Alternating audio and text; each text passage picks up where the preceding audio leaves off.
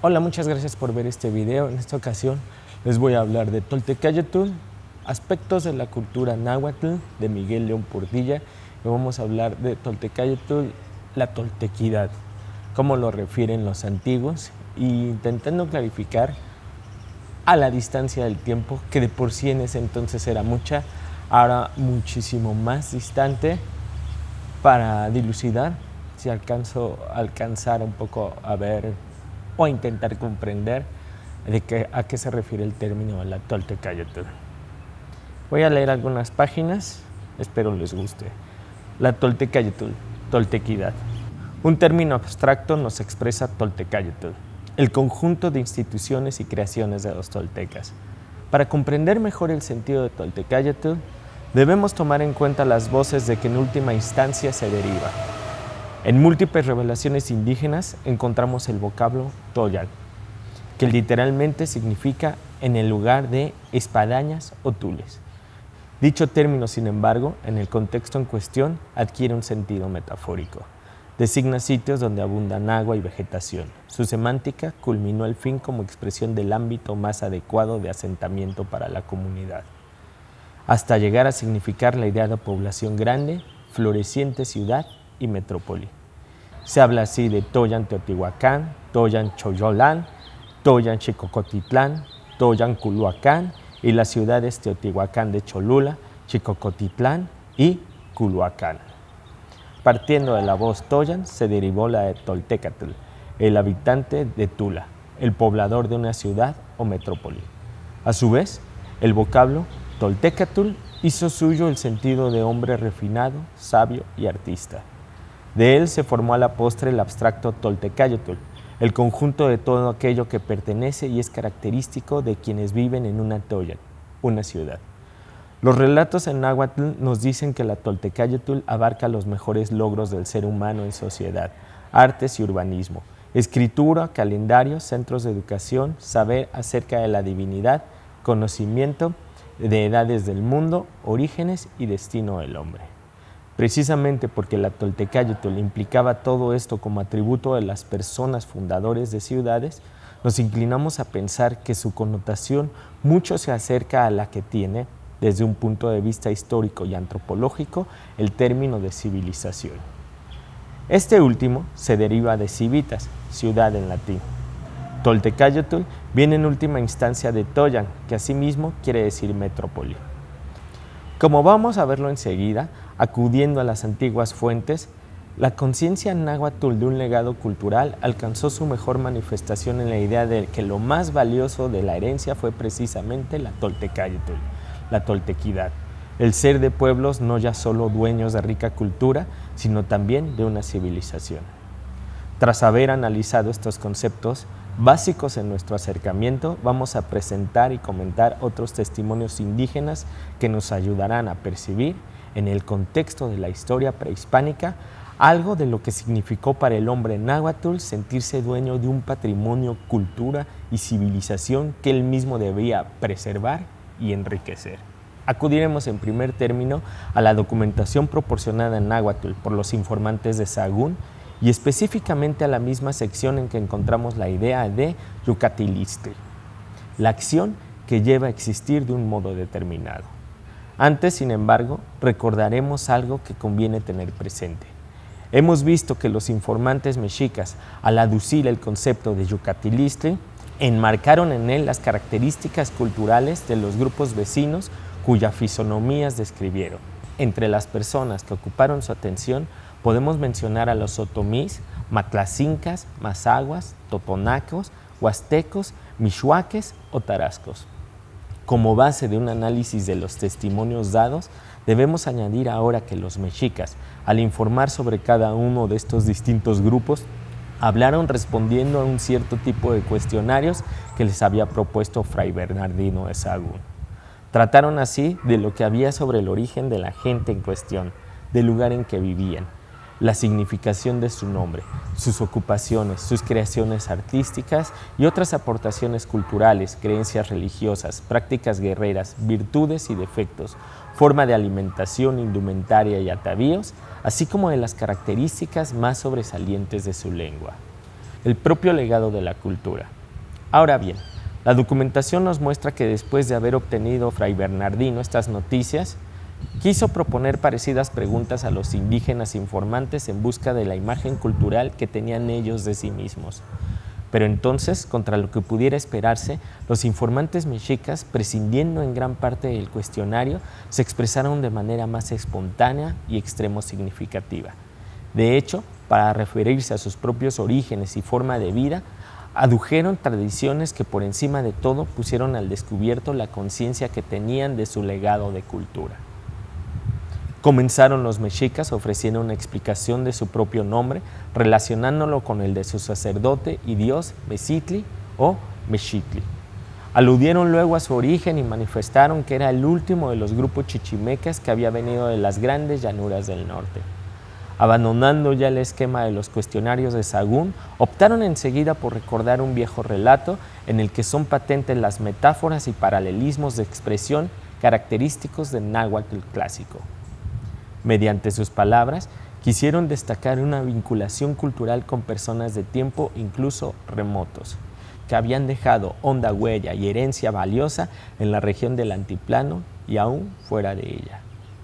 Los pueblos a los que aludieron los mexicas eran los más antiguos creadores de cultura en las costas del Golfo de México, en la mítica Tamuanchan, en Teotihuacán, en la región huasteca, en Cholula y en la metrópoli del sacerdote Quetzalcóatl, Tula, Xicocotitlán. Según los informantes, estos fundadores de distintos señoríos habían alcanzado logros extraordinarios. También habían conocido periodos de crisis y a la postre ruina y abandono de sus propias creaciones. Mas lo que en verdad importaba era que a ellos se debía la raíz de una yucatilistli, el existir de un modo predeterminado, con una larga serie de florecimientos, decadencias y nuevas formas de renacer.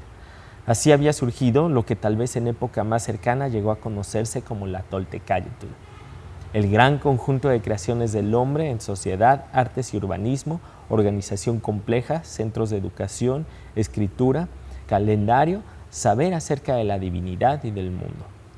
Todo eso era herencia recibida por los mexicas y, por tanto, al hablar ahora de sí mismo, les pareció necesario recordarlo.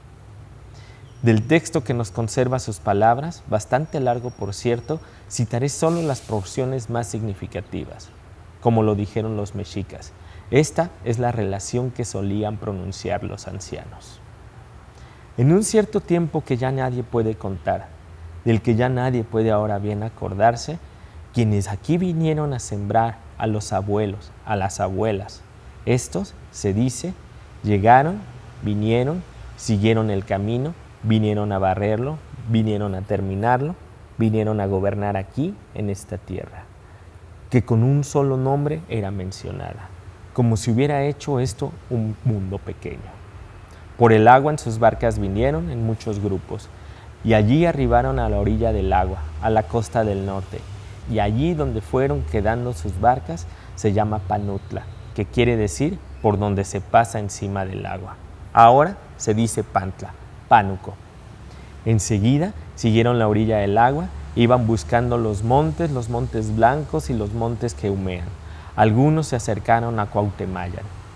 Además, no iban por su propio gusto, sino que sus sacerdotes los guiaban y les iban hablando de su Dios. Después vinieron, allá llegaron, al lugar que se llama Tamuanchan, que quiere decir, nosotros buscamos nuestra casa, y allí permanecieron algún tiempo. Los que allí estaban eran los sabios, los llamados poseedores de los libros de pinturas, pero no permanecieron mucho tiempo. Los sabios luego se fueron.